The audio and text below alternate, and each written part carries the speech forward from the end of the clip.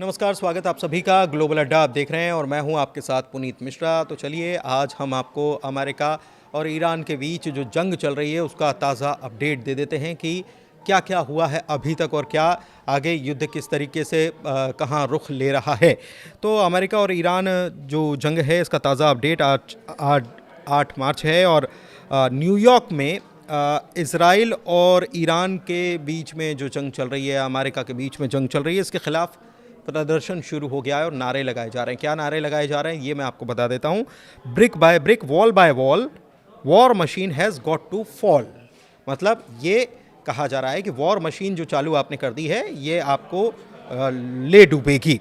Tehran पर बड़े हमले हुए हैं। इस बीच अमेरिका और इसराइल ने मिलकर तेहरान के पास 5 तेल डिपो और ऊर्जा ठिकानों पर एयर स्ट्राइक की है और ये सबसे बड़ा हमला है। इन हमलों से कई जगह आग लग गई और ईरान ने इसे बड़ा खतरनाक हमला भी बताया है। ईरान ने पलटवार भी किया है और मिसाइल और ड्रोन से इजराइल, कुवैत, बहरीन और खाड़ी देशों में अमेरिकी ठिकानों को निशाना भी बनाया गया है। कुवैत में 2 सीमा सुरक्षा कर्मचारियों की मौत की खबर है और कई जगह ड्रोन हमले हुए हैं। अभी तक 9वां दिन है आज और अगर युद्ध शुरू होने के बाद के आंकड़ों की बात की जाए तो 1300 से ज़्यादा लोगों की मौत की खबर है और 1 लाख लोग विस्थापित हो चुके हैं। लेकिन ये विस्थापन केवल ईरान का नहीं है। आपको ये भी बता दें कि इजराइल से भी कुछ तस्वीरें सामने आ रही हैं और वहाँ पर भी इजराइल में भी जो रेलवे स्टेशंस जो हैं वहाँ पर भीड़ देखी जा रही है।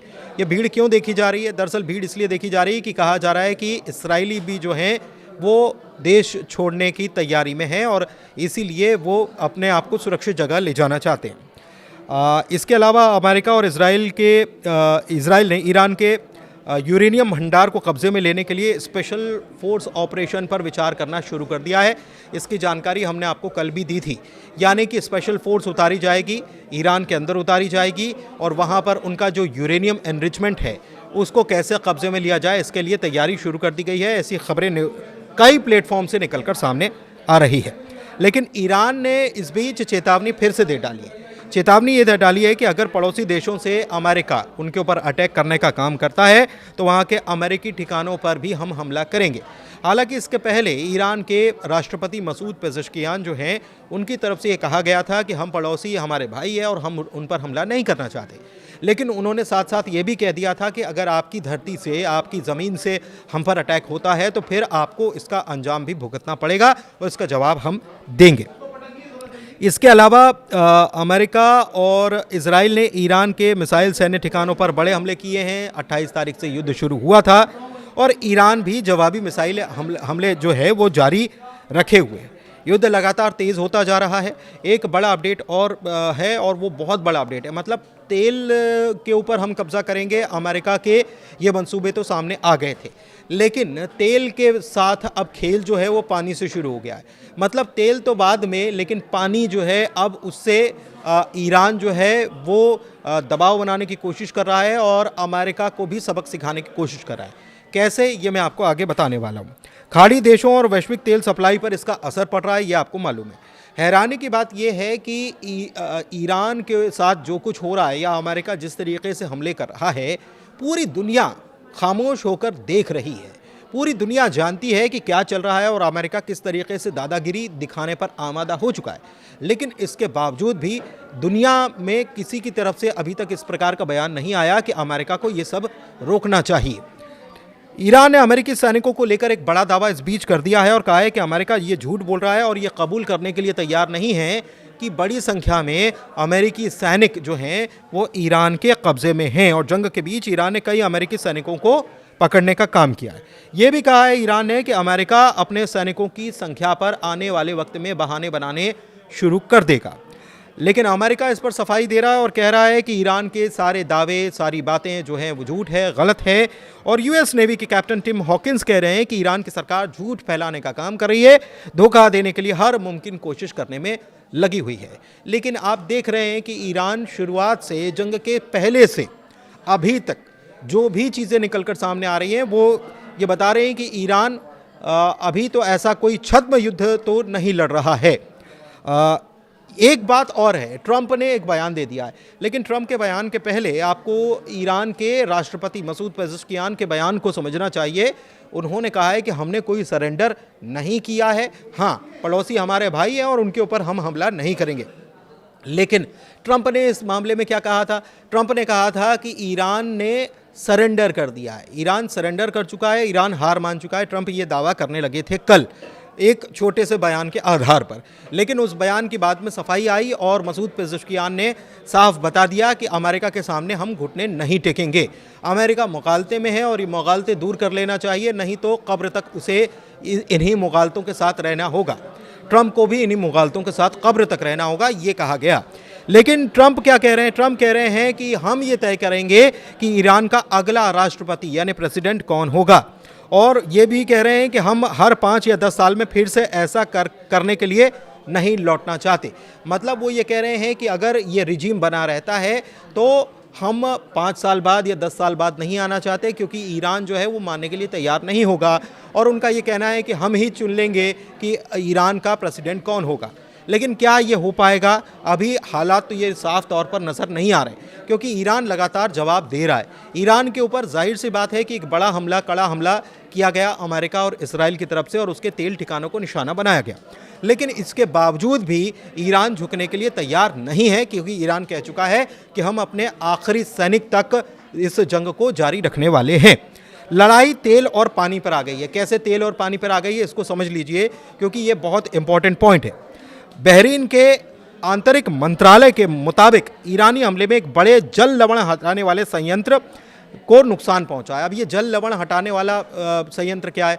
बेसिकली मिडिल ईस्ट में आप जानते हैं कि हर तरफ समंदर का खारा पानी है, और समंदर के खारे पानी को पीने के योग्य बनाने के लिए उसे डिस्टिल वाटर बनाना पड़ता है, यानी पीने योग्य पानी बनाना पड़ता है। तो ये कैसे बनाना पड़ता है? इसमें से नमक हटाना पड़ता है, और तब जाकर वहाँ के लोग इस पानी को पी पाते हैं। और बहरीन ने कहा है कि ये ईरान ने एक बड़ा हमला किया है बहरीन में, और हमारे उस ठिकाने को निशाना बनाया है, जहाँ से उस संयंत्र को निशाना बनाया है जहाँ से हम पीने के पानी को बनाते थे, या पीने योग्य पानी बनाने का काम करते थे। इसके अलावा कल बहरीन में तैनात अमेरिकी बलों ने, इससे पहले आप देखिए इसके पहले का ईरान ने कहा था कि हम अपने पड़ोसी मुल्कों पर हमला नहीं करेंगे, लेकिन फिर भी ईरान ने किया। अब क्यों किया इस बात को समझिए। बहरीन में तैनात अमेरिकी बलों ने मिसाइल दागी थी और ईरान के कश्मीर आइलैंड पर स्थित जल शोधन संयंत्र को निशाना बनाया गया था। यानी पीने योग्य पानी यहाँ पर भी जो बनाया जाता उसको टारगेट पहले अमेरिका ने किया, और कहाँ से किया? बहरीन से किया। इसका जवाब बहरीन में फिर ईरान ने दिया। गल्फ देशों में अगर तेल एसेट है तो पानी लाइफलाइन है, ये बात किसी से छिपी नहीं है। ठीक है, पैसा खूब आता है तेल से, लेकिन तेल तो तब होगा जब पानी होगा, क्योंकि प्यास बुझेगी तभी आगे का काम हो पाएगा। और अगर पानी के ऊपर ब्रेक लग जाता है तो ये बड़े खतरे के संकेत हैं, और ये खतरा पहले अमेरिका ने ईरान पर मिसाइल दागकर किया, और उसके बाद अब ईरान ने उसका जवाब बहरीन पर मिसाइल दागकर दे दिया, और वो भी उसी ठिकाने पर जहां पर पानी साफ करके पीने योग्य बनाया जाता था। इस बीच गल्फ युद्ध के बीच ईरान ने यूएस नेवी की 5th फ्लीट पर हमले का दावा किया है, और 21 अमेरिकी सैनिकों की मौत का भी दावा किया गया है।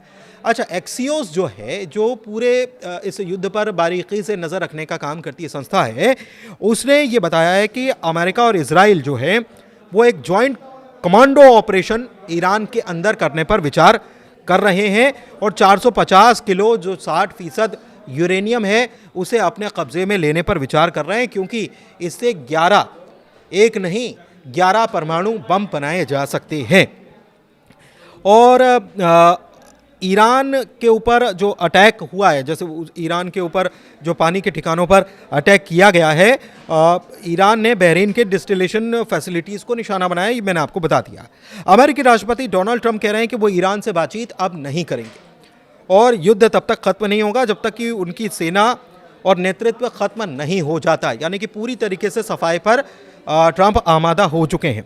तनाव बढ़ा है, और सऊदी अरब ने ईरान को यह चेतावनी दे दी है कि अगर उसके हमले जारी रहे तो वो भी जवाबी कार्रवाई कर सकता है, ये चेतावनी दी है। अच्छा, इस बीच एक ये एस्केलेशन कैसे बढ़ता हुआ नजर आ रहा है, इस बात को समझिएगा ज़रा। इस बीच सऊदी ने जो कहा है, उसी के साथ आपको याद होगा कि पाकिस्तान और सऊदी के बीच एक डिफेंस पैक्ट हुआ था। इसमें कहा गया था कि आपकी धरती पर हमला होगा तो हम आपकी सुरक्षा करेंगे, हमारी धरती पर हमला होगा तो आप हमारी सुरक्षा करेंगे। इस बीच पाकिस्तान के आर्मी चीफ जो हैं आसिम मुनीर, उनकी तरफ से एक बयान निकलकर सामने आया है और उन्होंने कहा है कि अगर एक बार फिर से ईरान की तरफ से सऊदी के ऊपर मिसाइल लॉन्च होती है या हमला लॉन्च किया जाता है तो पाकिस्तान भी ईरान को टारगेट करना शुरू कर देगा। तो ये इस्लामाबाद से ये बड़ी खबर निकलकर सामने आ रही है। लेकिन आपको ये भी मालूम है कि ईरान और पाकिस्तान के बहुत अच्छे ताल्लुकात हैं। क्या सऊदी से अच्छे ताल्लुकात हैं? क्या अगर सऊदी की ज़मीन से कोई हमला अमेरिका करता है ईरान के ऊपर और ईरान उसका जवाब देता है तो क्या पाकिस्तान इस युद्ध में कूदने की कोशिश करेगा या कूद जाएगा? एक बड़ा सवाल ये भी है। आईडीएफ ने तेहरान फ्यूल फैसिलिटी के ऊपर हमला करने का जो है वो कंफर्म कर दिया है कि हमने हमला किया है। और ऑफिशियल स्टेटमेंट आईडीएफ की तरफ से आया है जिसमें बताया गया कि हमने कई सारे फ्यूल स्टोरेज फैसिलिटी को तेहरान में बीती रात निशाना बनाने का काम किया है। और ये आईडीएफ की तरफ से ये भी दावा किया गया कि ये जो तेल फैसिलिटी जिनको निशाना बनाया गया वो किस लिए थी, वो किस काम आती थी। तो ये भी आईडीएफ ने बताया है और बताया है कि ईरान में जो मिलिट्री है उसको यहीं से तेल की सप्लाई होती थी।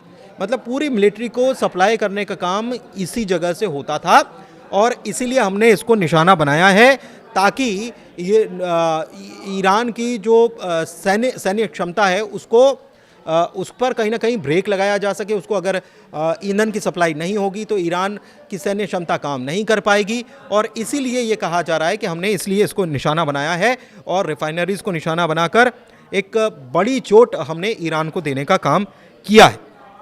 एक बड़ी खबर और है और वो बड़ी खबर है अमेरिकी प्रेसिडेंट डोनाल्ड ट्रंप की तरफ से, जो अब इस बात पर विचार कर रहे हैं कि ईरान का खर्ग आइलैंड जो है उसको कब्जा लिया जाए। ये एक बड़ा ऑयल एक्सपोर्ट पर्शियन गल्फ के क्षेत्र में देखें तो एक बड़ा ऑयल एक्सपोर्ट का ठिकाना है। ये एक्सियोस जो है एजेंसी, उसकी तरफ से ये जानकारी, उसकी रिपोर्ट की तरफ से ये जानकारी आ रही है कि अमेरिका इस बात पर भी विचार कर रहा है कि इस आइलैंड को ही कब्जे में ले लिया जाए। तो आप समझिए कि चीज़ें जो हैं वो तेज़ी से बढ़ रही हैं, लेकिन तेल का खेल जो है वो पानी पर आ चुका है और कैसे चीज़ें बदल रही हैं वो सामने आ रहा है। ईरान ने अपने हमले जारी रखे हुए हैं। अमेरिका भी कह रहा है कि जब तक तोड़ेंगे नहीं तब तक छोड़ेंगे नहीं, लेकिन ईरान ने साफ कह दिया है कि मैं झुकेगा नहीं। अब ये एस्केलेशन लगातार बढ़ता जा रहा है, लेकिन सबसे बड़ी बात यह है कि क्या पाकिस्तान इसमें कूदने की हिमाकत करेगा या पाकिस्तान इसमें कूद जाएगा, क्योंकि साफ तौर पर कह दिया है कि सऊदी पर हमला होता है तो हम उसका जवाब ईरान पर हमला करके देंगे। लेकिन ईरान ने कह दिया है कि अगर सऊदी से हम पर हमला होगा तभी हम उस पर सऊदी पर हमला करेंगे, वरना वो हमारे भाई हैं। तो अभी तक के अपडेट आप तक पहुंचाए हैं। कैसा लगा अपडेट बताइएगा ज़रूर। बहुत शुक्रिया।